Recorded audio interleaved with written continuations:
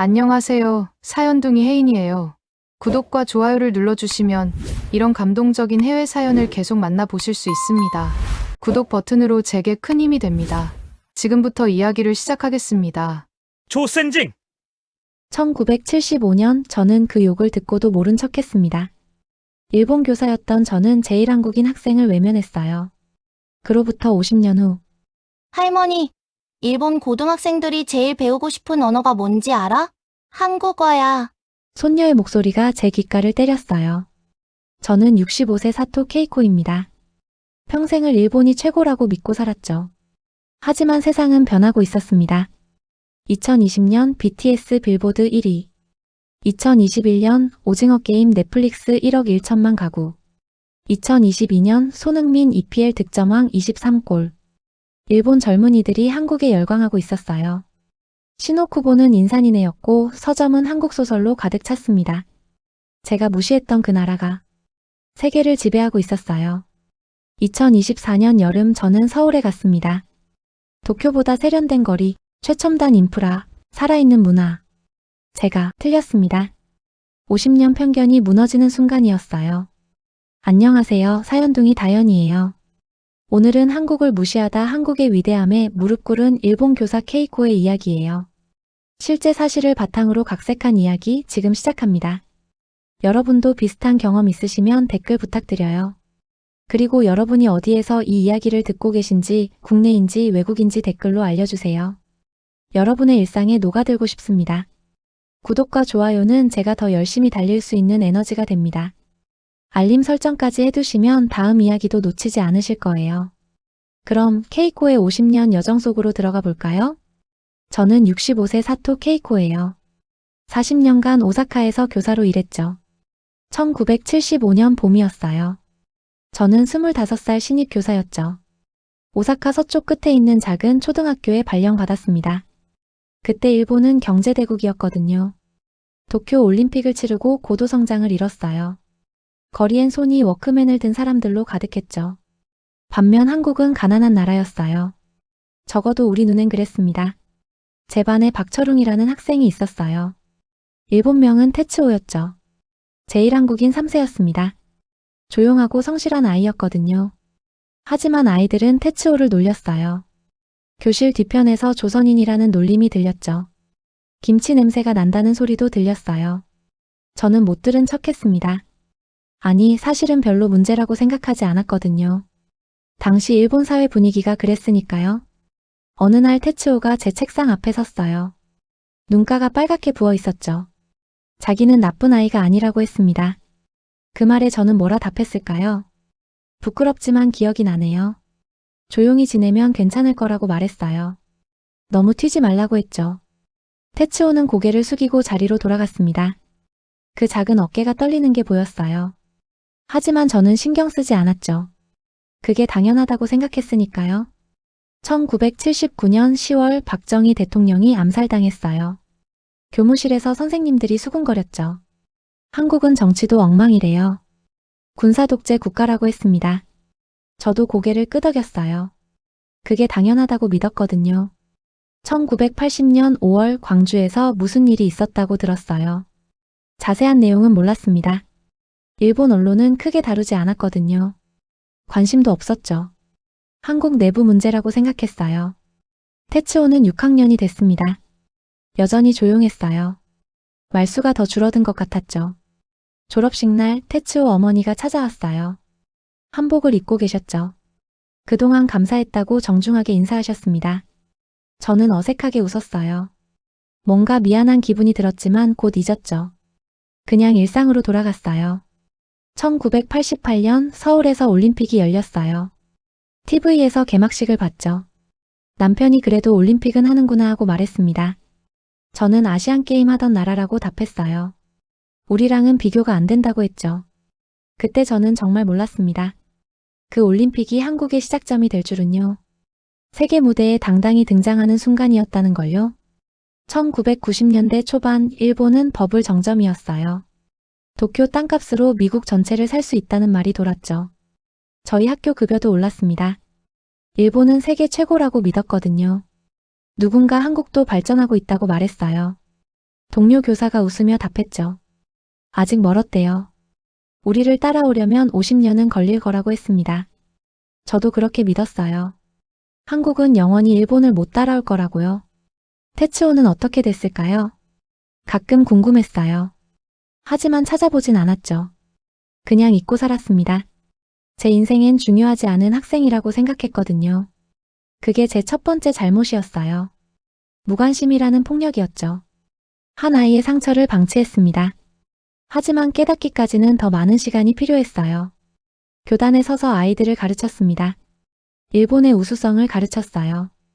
일본이 아시아 최고라고 가르쳤죠. 의심하지 않았습니다. 그게 진실이라고 믿었으니까요. 매일 아침 교무실에 출근했어요. 동료들과 점심을 먹었죠. 수업을 하고 집으로 돌아갔습니다. 평범한 일상이었어요. 아무 문제 없는 삶이었죠. 하지만 세상은 변하고 있었습니다. 한국은 달리고 있었어요. 쉬지 않고 발전하고 있었죠. 저는 몰랐습니다. 보려 하지 않았으니까요.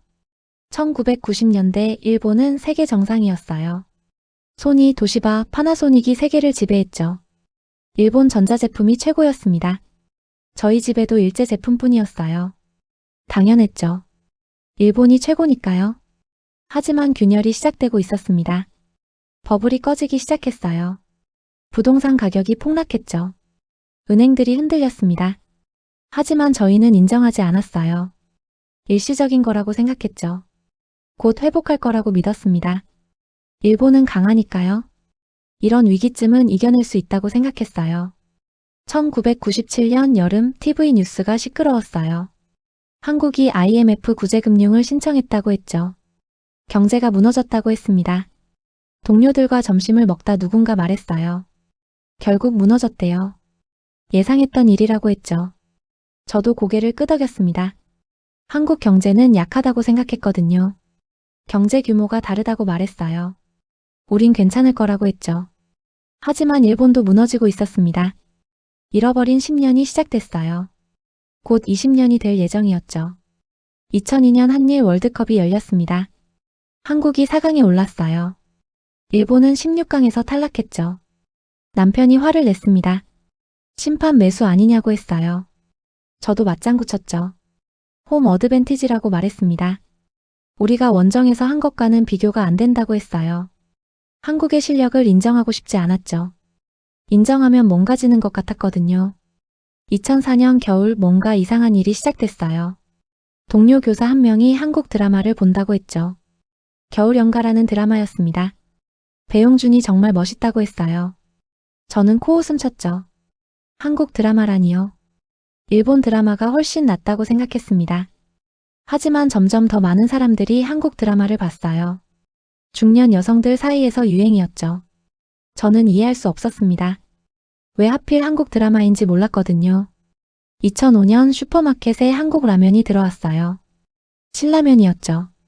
시어머니가 사왔습니다. 이게 맵다고 난리더라며 웃었어요. 먹어봤어요. 맵긴 했지만 맛있었죠. 독특한 맛이었습니다. 하지만 인정하지 않았어요. 일본 라면이 더 낫다고 말했죠. 속으로 맛있다고 생각하면서도요. 2007년 뉴스에서 삼성이 소니를 제쳤다고 했어요.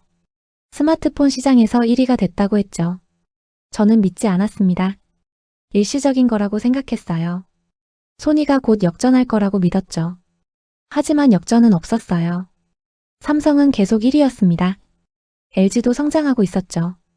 현대차도 글로벌 기업이 됐어요. 한국 기업들이 세계로 뻗어나가고 있었습니다. 2010년 5월 손녀 아이리가 태어났어요. 딸의 첫 아이였죠. 너무 예뻤습니다. 이 아이는 더 좋은 세상에서 살 거라고 생각했어요. 일본이 여전히 최고인 세상에서요. 2012년 강남스타일이 전 세계를 강타했어요. 빌보드 2위까지 올랐죠. 유튜브에서 역대 최고 조회수를 기록했습니다. 아이리는 2살이었어요. TV에서 말춤을 흉내냈죠. 귀엽다고 웃으며 지켜봤어요. 하지만 한국 노래라는 게 마음에 걸렸죠. 남편이 저게 뭐가 좋다고 중얼거렸습니다. 저도 동의했어요. 하지만 전 세계가 춤추고 있었죠. 2015년 은퇴했어요. 40년 교직 생활이 끝났습니다. 퇴직금을 받고 여유로운 노후를 준비했어요. 이제 편히 쉴 수 있다고 생각했죠. 아이리는 5살이 됐어요. 유치원에 다녔습니다. 어느 날 이상한 노래를 불렀어요. 뭔 노래냐고 물었죠. 유치원에서 배웠다고 했습니다. 한국 동요였어요. 선생님이 가르쳐줬다고 했죠. 저는 불편했습니다. 일본 노래도 많은데 왜 한국 노래를 가르치는지 이해할 수 없었어요. 하지만 아이리는 신나게 불렀어요. 제 말은 듣지 않았죠. 그냥 좋아서 부르는 거였습니다. 그때부터였어요. 뭔가 달라지고 있다는 걸 느낀 게요. 주변이 변하고 있었죠. 한국이 점점 가까워지고 있었습니다. 하지만 인정하고 싶지 않았어요. 50년 가까이 믿어온 생각을 바꾸기는 어려웠죠. 한국은 여전히 일본보다 못하다고 믿었습니다. 그게 제 2번째 잘못이었어요. 현실을 보지 않으려 했던 겁니다. 2017년 아이리는 7살이 됐어요. 초등학교에 입학했죠. 어느 날 저를 찾아왔습니다.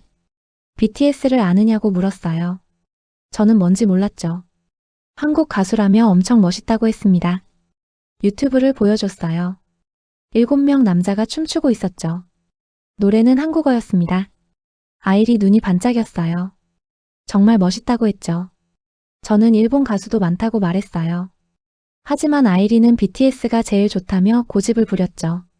저는 한숨을 쉬었습니다. 그냥 지나가는 유행이라고 생각했어요. 2018년 봄 슈퍼마켓 풍경이 바뀌었어요. 한국 라면 코너가 따로 생겼죠.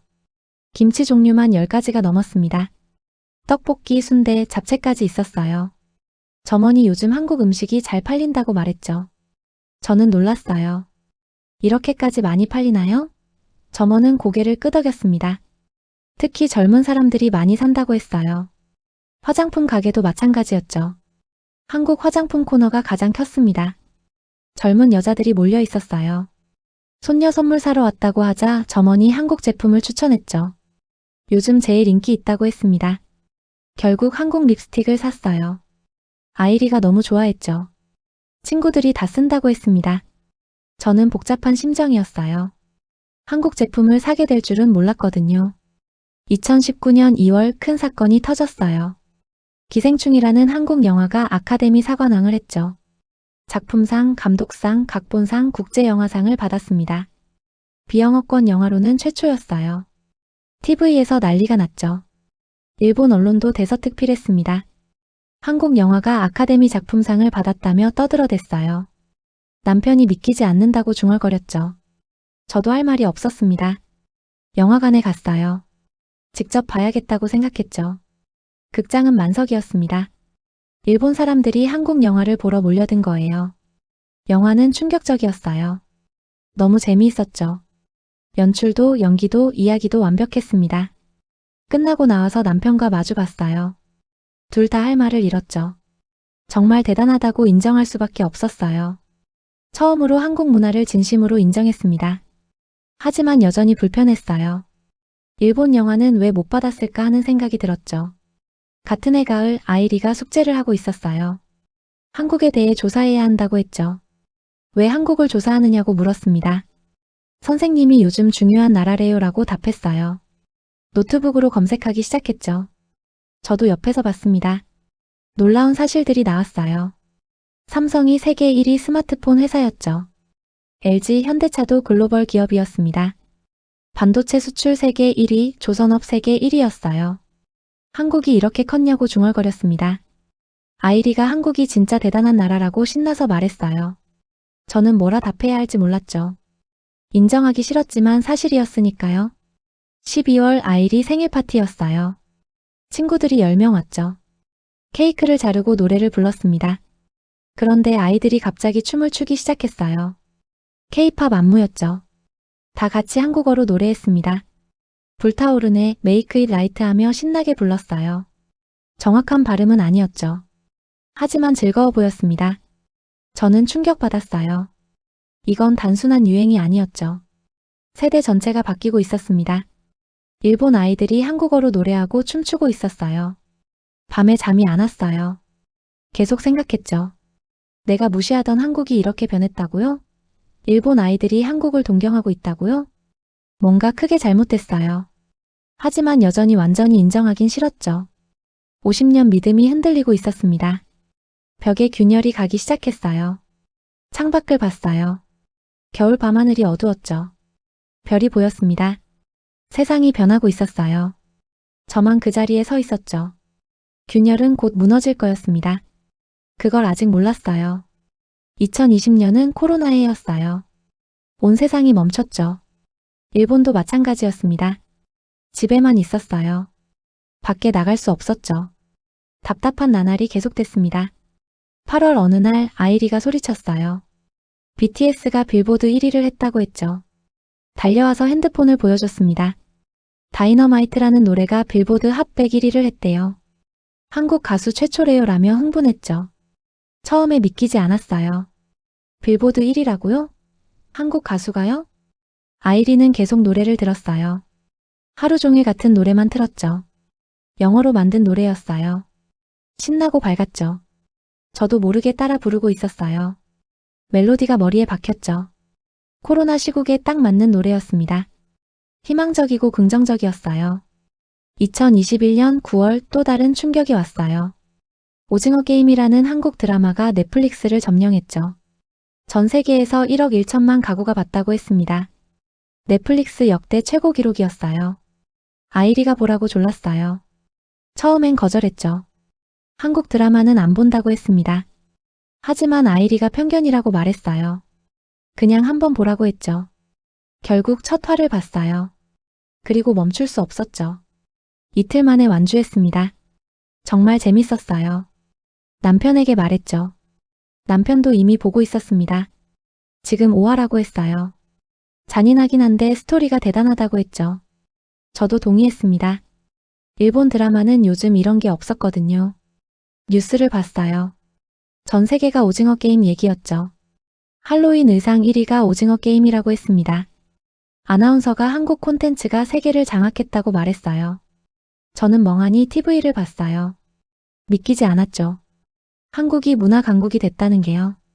2021년 넷플릭스 글로벌 탑10을 확인했어요.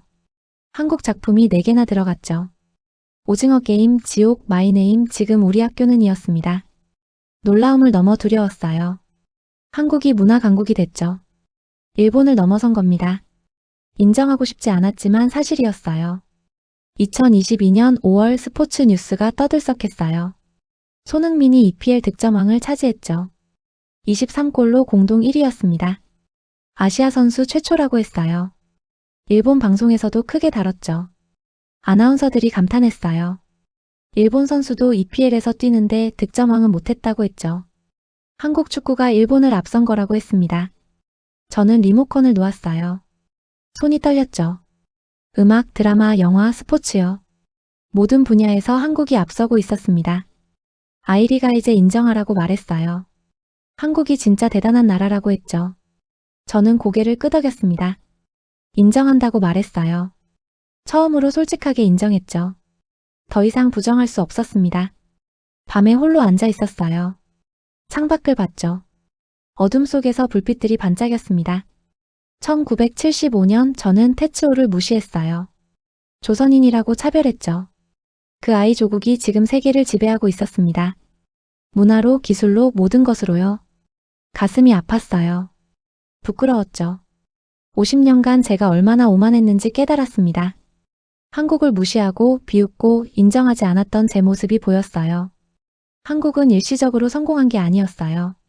진짜 문화 강국이 됐죠. 그리고 전 세계가 열광하고 있었습니다. 일본 젊은이들까지 포함해서요. 저는 너무 늦게 깨달았어요. 하지만 이제라도 알게 돼서 다행이었죠. 아직 늦지 않았다고 생각했습니다. 손녀 덕분이었어요.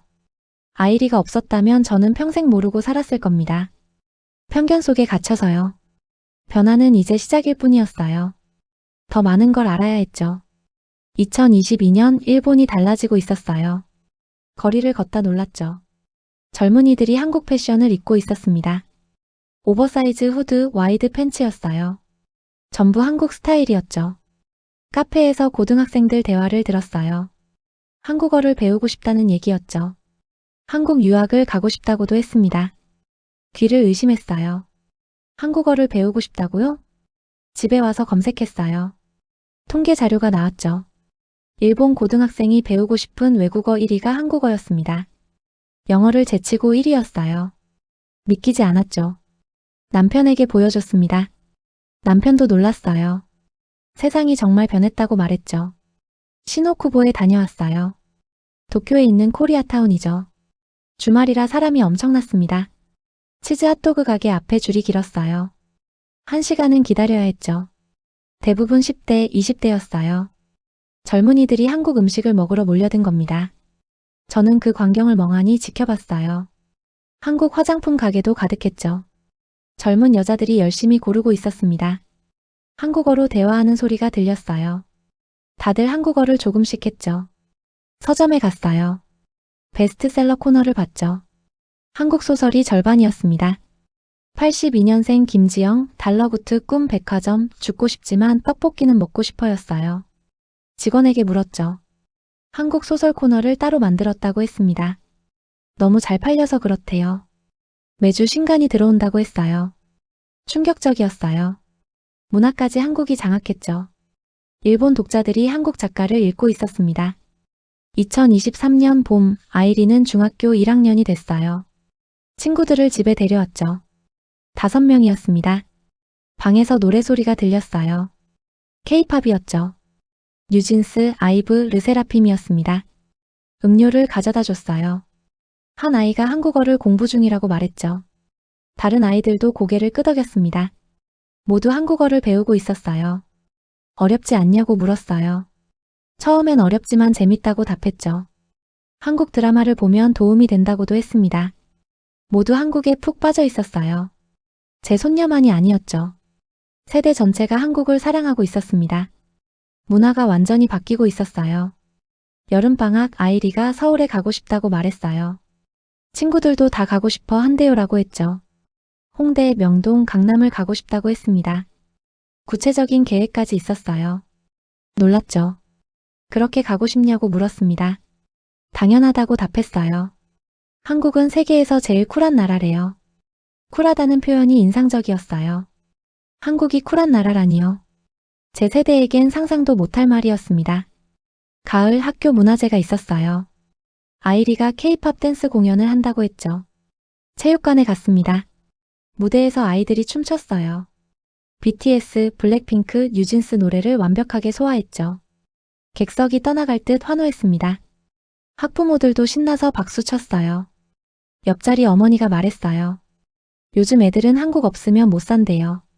저도 인정했죠. 정말 그런 것 같다고요. 집으로 돌아오는 길 아이리가 말했어요. 할머니는 한국이 얼마나 쿨한지 모른다고요. 그 말이 가슴에 박혔습니다. 정말 몰랐어요. 50년 동안 한 번도 제대로 보지 않았죠. 무시하고 비웃고 인정하지 않았습니다. 편견 속에 갇혀 있었어요. 하지만 세상은 변했죠. 일본 젊은이들이 한국을 동경하고 있었습니다. 한국어를 배우고 한국 문화를 사랑했어요. 새로운 세대가 만들어지고 있었죠. 그날 밤 오랜만에 일기를 썼어요. 나는 틀렸다고 썼습니다. 50년 동안 틀려 있었다고요. 인정하니 마음이 편해졌어요. 하지만 동시에 더 알고 싶어졌죠. 한국에 대해 제대로 알고 싶었습니다. 피상적인 게 아니라 깊이 있게요. 그래서 결심했어요. 한글을 배워보기로요. 손녀와 함께요. 2023년 가을 아이리가 한글을 배우기 시작했어요. 한글이 진짜 쉽다며 책을 보여줬죠. 자음과 모음이 규칙적으로 배열돼 있었습니다. 이렇게 조합하면 된다고 설명했어요. 신기했죠. 저도 한번 해볼까 싶었어요. 서점에 가서 한글 교재를 샀습니다. 일본인을 위한 한글 첫걸음이었어요. 집에 와서 펼쳤죠. 첫 장부터 놀라웠어요. 한글은 1443년 세종대왕이 만들었다고 했습니다. 창제자가 명확한 유일한 문자였어요. 백성을 위해 만든 문자라고 했죠. 대단하다고 중얼거렸어요. 왕이 직접 문자를 만들다니요. 백성을 생각하는 마음이 담긴 거였습니다. 자음부터 배웠어요. 기역, 니은, 디귿, 리을이었죠. 발음 기관 모양을 본떠 만들었다고 했습니다. 과학적이었어요. 우연이 아니라 설계된 문자였죠. 모음도 마찬가지였어요. 아, 어, 오, 우였습니다. 천지인 사상이 담겨 있다고 했어요. 하늘과 땅과 사람이요. 일주일 만에 읽을 수 있게 됐어요. 정말 쉬웠죠. 한자를 배우는 것과 비교도 안 됐습니다. 한자는 수천 개를 외워야 하는데 한글은 24자만 알면 됐어요. 아이리가 이름을 한글로 써보라고 했어요. 떨리는 손으로 썼죠. 아이리라고요. 맞다며 칭찬했습니다. 할머니 대단하다고요. 65의 새 문자를 배우다니 기분이 좋았어요. 더 깊이 알고 싶어졌죠. 도서관에 갔어요. 한글에 관한 책을 찾았습니다. 놀라운 사실들이 많았어요. 유네스코가 한글을 세계기록유산으로 지정했대요. 훈민정음 해례본이었습니다.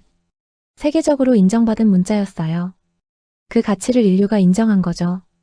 2009년 인도네시아 찌아찌아족이 한글을 공식 문자로 채택했어요. 자신들의 언어를 한글로 표기하기 시작했죠. 문자가 없던 민족이 한글을 선택한 겁니다. 감동적이었어요. 한글이 그만큼 우수하다는 증거였죠. 배우기 쉽고 표현력이 뛰어나니까요.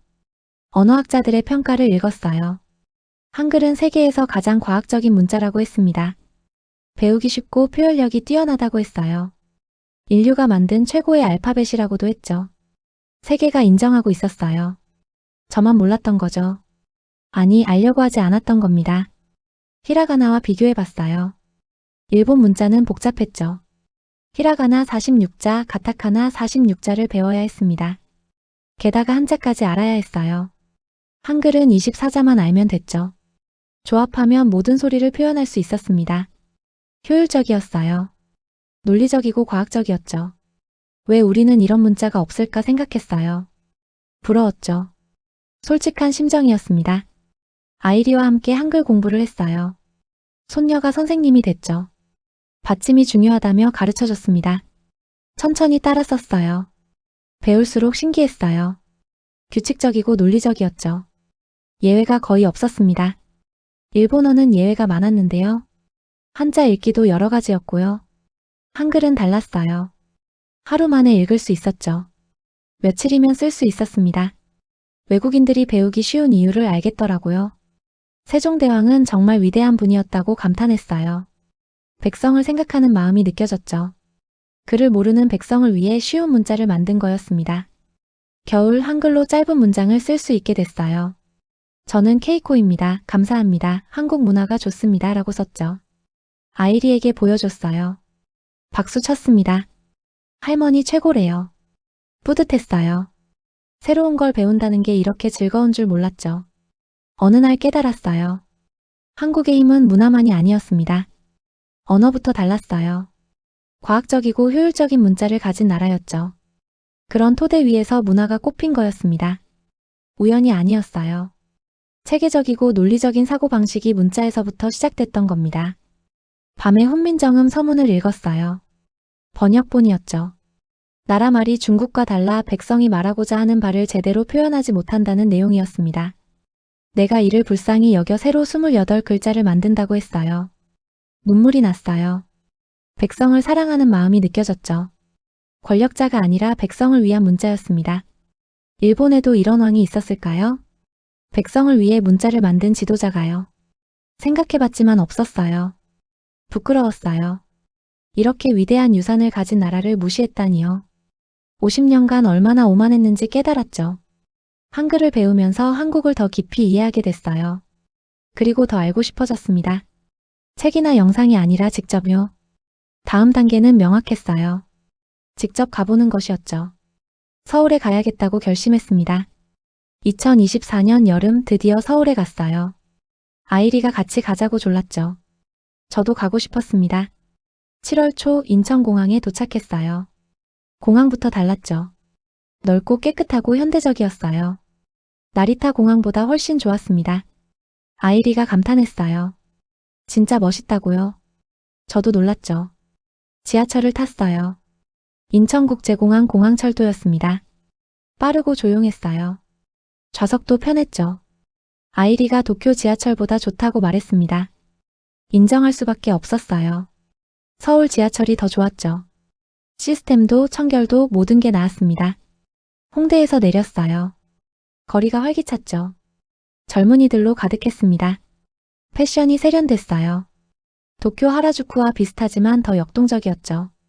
카페, 음식점, 상점들이 즐비했어요.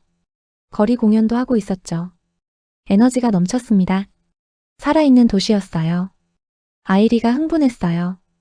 여기 진짜 쿨하다며 이곳저곳 사진을 찍었죠. 떡볶이를 먹었어요. 길거리 포장마차였죠. 맵지만 달콤했습니다. 맛있었어요. 정말 맛있다고 솔직하게 인정했죠. 다음날 강남에 갔어요. 고층 빌딩이 즐비했죠. 세련된 거리였습니다. 명품 매장, 백화점, 카페가 가득했어요. 아이리가 도쿄 같다고 말했어요. 저는 생각했죠. 아니, 도쿄보다 나은데요. 건물이 더 현대적이었어요. 거리도 더 깨끗했죠. 사람들 옷차림도 세련됐습니다. 활기가 넘쳤어요. 코엑스몰에 들어갔어요. 거대한 쇼핑몰이었죠. 별마당 도서관은 압권이었습니다. 천장까지 닿는 책장이 있었어요. 아름다웠어요. 사람들이 사진을 찍고 있었죠. 일본에도 이런 곳이 있나 생각해봤지만 떠오르지 않았습니다. 저녁엔 한정식을 먹었어요. 반찬이 20가지나 나왔죠. 하나하나 정성스러웠습니다. 한국 음식은 다양하다고 감탄했어요. 맛도 훌륭했죠. 사흘째 되는 날 명동에 갔어요. 화장품 가게가 줄지어 있었죠. 일본 관광객이 많았습니다.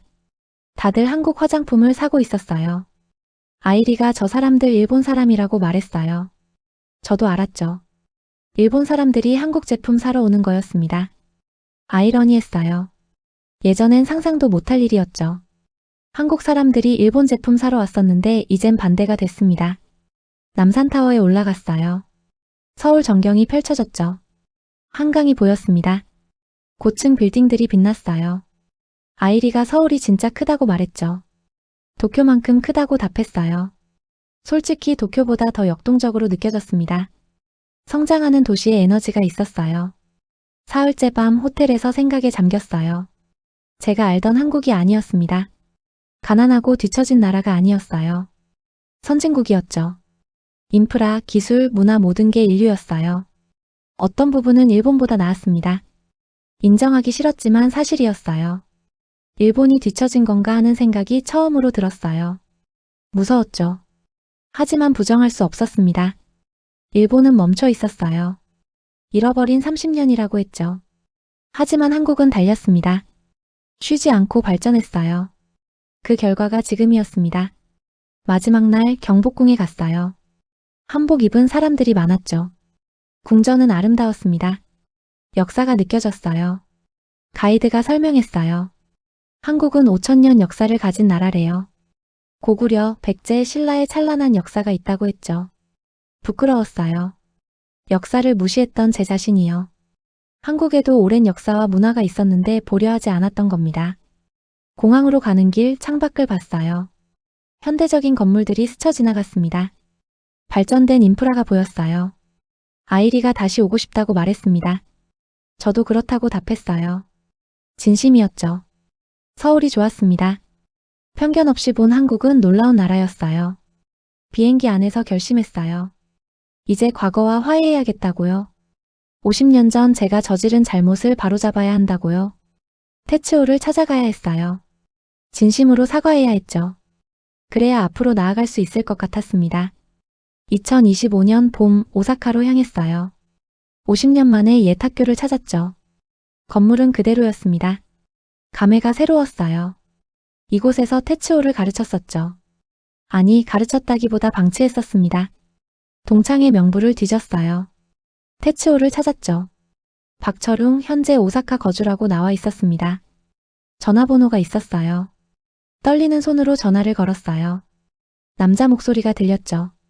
테츠오인지 물었습니다. 아니, 철웅 씨인지 물었어요. 그렇다고 답했어요. 누구냐고 물었죠. 저는 사토 케이코라고 말했습니다. 1975년 선생님이었다고요? 잠시 침묵이 흘렀어요. 테츠오가 아하고 말했죠. 사토 선생님이라고요? 목소리가 굳었습니다. 당연했어요. 만나 뵐 수 있냐고 물었어요. 드릴 말씀이 있다고 했죠. 무슨 일이냐고 물었습니다. 직접 뵙고 말씀드리고 싶다고 했어요. 부탁한다고 했죠. 망설이는 기색이 느껴졌어요. 하지만 결국 승낙했습니다. 이번 주 토요일 어떠냐고 물었어요. 좋다고 답했죠. 감사하다고 했습니다. 토요일 약속 장소인 카페에 갔어요. 테츠오가 먼저 와 있었죠. 예순이 넘었지만 여전히 온화한 인상이었습니다. 일어서서 인사했어요. 오래간만이라고 했죠. 저도 고개를 숙였습니다. 만나주셔서 감사하다고 말했어요. 자리에 앉았어요. 커피를 주문했죠. 어색한 침묵이 흘렀습니다. 테츠오가 먼저 말했어요. 무슨 말씀이 있으신지 물었죠. 저는 심호흡을 했어요. 사과하러 왔다고 말했습니다. 테츠오가 놀란 표정을 지었어요. 50년 전 당신을 지켜주지 못했다고 말했어요. 아니, 방조했다고요. 그게 계속 마음에 걸렸다고 했습니다. 테츠오의 표정이 변했어요. 당신은 나쁜 아이가 아니었다고 말했죠. 그저 한국인이라는 이유로 차별받았습니다. 제가 막았어야 했는데 못했다고요. 정말 미안하다고 말했어요. 고개를 숙였어요. 눈물이 났죠. 한참 침묵이 흘렀습니다. 테츠오가 입을 열었어요. 고개를 들라고 말했죠. 사실 자기도 이해한다고 했습니다. 그때 시대가 그랬으니까요. 아니라고 말했어요. 변명이 안 된다고요. 테츠오가 지금 이렇게 찾아온 것만으로도 감사하다고 말했습니다. 미소를 지었어요. 따뜻한 미소였죠. 자기는 지금 행복하다고 말했어요. 무역회사를 운영하고 있다고 했습니다. 한일 교류 사업도 한다고 했어요. 정말이냐고 물었어요. 그렇다고 답했죠. 두 나라가 가까워지길 바란다고 말했습니다. 과거는 과거니까요. 감동했어요. 이렇게 훌륭한 사람으로 자랐다니요. 차별받으면서도 증오하지 않고 화해를 추구하는 사람이 됐죠. 당신 조국이 정말 대단해졌다고 말했어요. 작년에 서울에 다녀왔다고 했습니다. 충격이었다고요. 이렇게 멋진 나라일 줄 몰랐다고 했어요. 테츠오가 감사하다고 말했죠. 제 조국이 자랑스럽다고요. 하지만 일본도 여전히 훌륭한 나라라고 했습니다. 당신은 정말 넓은 마음을 가졌다고 말했어요. 테츠오가 선생님 덕분이라고 답했습니다. 힘든 시기에도 포기하지 않게 해주셨다고요. 제가 뭘 했다고 그러느냐고 물었어요. 아무것도 하지 않았는데요. 오히려 외면했는데요. 테츠오가 고개를 저었어요. 선생님은 제게 따뜻한 말 한마디라도 해주셨다고 했습니다. 다른 선생님들은 그것조차 없었다고요. 기억이 나지 않았어요. 제가 그랬나요? 하지만 테츠오는 기억하고 있었죠. 작은 친절조차 큰 위로가 됐다고 했습니다. 제 손녀가 한국을 좋아한다고 말했어요. K-팝을 듣고 한글을 배운다고요. 테츠오가 좋은 일이라고 말했죠. 정말 좋은 일이라고 답했어요. 새 세대는 편견 없이 자라고 있다고요. 문화가 세상을 바꾸고 있다고 했습니다. 우리는 2시간 넘게 이야기했어요. 과거에 대해서도 얘기했죠. 현재에 대해서도요. 미래에 대해서도 이야기했습니다. 테츠오는 한일 관계가 더 좋아질 거라고 믿는다고 했어요. 문화 교류가 계속되면 이해가 깊어진다고요. 젊은 세대가 만들어갈 거라고 했죠. 저도 그렇게 믿는다고 말했어요. 아이리 같은 아이들이 새로운 시대를 만들 거라고요. 헤어지며 테츠오가 말했어요. 선생님을 용서한다고요. 그러니 이제 편히 사시라고요. 고맙다고 말했어요. 정말 고맙다고요. 악수를 했습니다. 테츠오의 손이 따뜻했어요. 50년 묵은 짐이 내려가는 기분이었죠. 집으로 돌아오는 전철 안에서 울었어요. 후련했죠. 50년 짐을 내려놓은 기분이었습니다. 가슴이 뻥 뚫린 것 같았어요.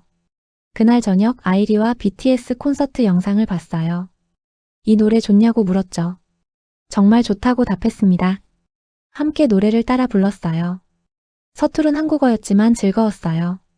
손녀와 함께 한국 문화를 즐기는 시간이었죠. 창밖을 봤어요. 봄 벚꽃이 피고 있었습니다. 새로운 계절이 시작되고 있었어요. 50년 편견이 무너졌어요. 한국의 위대함을 인정했습니다. 과거 잘못을 사과했어요. 용서받았죠. 이제 새로운 시작이었어요. 손녀와 함께 한국 문화를 즐기는 겁니다. 편견 없이 순수하게요. 아이리가 다음엔 부산에 갈까 하고 물었어요. 좋다고 답했습니다. 가자고요. 웃으며 대답했어요. 앞으로가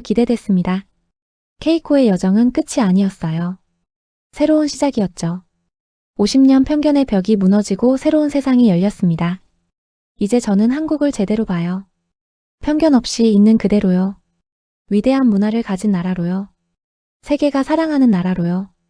그리고 무엇보다 제가 무시했던 태츠오의 조국으로요. 이제야 보입니다. 50년 만에요. 케이코의 이야기 어떠셨나요? 50년 편견이 무너지는 과정을 보셨어요. 한국을 무시하던 일본인이 한국의 위대함을 깨달았죠. 기생충 아카데미 사관왕, BTS 빌보드 1위, 오징어 게임 넷플릭스 최고 흥행, 손흥민 EPL 득점왕이요. 모두 실제 일어난 일들입니다. 한글의 과학성, 서울의 발전상, 그리고 진심 어린 사과까지요. 문화가 세상을 바꿀 수 있다는 걸 보여줬어요. 한국의 소프트 파워가 한 사람의 인생을 변화시켰죠. 여기까지 봐주셔서 정말 감사합니다. 오늘 이야기가 마음에 드셨다면 좋아요 버튼 꾹 눌러주세요. 구독하시면 이런 통쾌한 해외 반응 계속 보실 수 있어요. 댓글로 여러분 생각도 들려주세요. 일본 아는 분 계신가요? 요즘 분위기 어떤가요? 여러분의 경험도 궁금합니다. 사연둥이 혜인이는 여러분의 일상에 녹아들고 싶어요. 출퇴근길, 식사 시간, 잠들기 전 여러분 곁에서 이야기를 들려드리고 싶습니다. 다음에는 더 재미있는 이야기로 찾아뵐게요. 사연둥이 혜인이는 이만 물러가 보겠습니다. 감사합니다.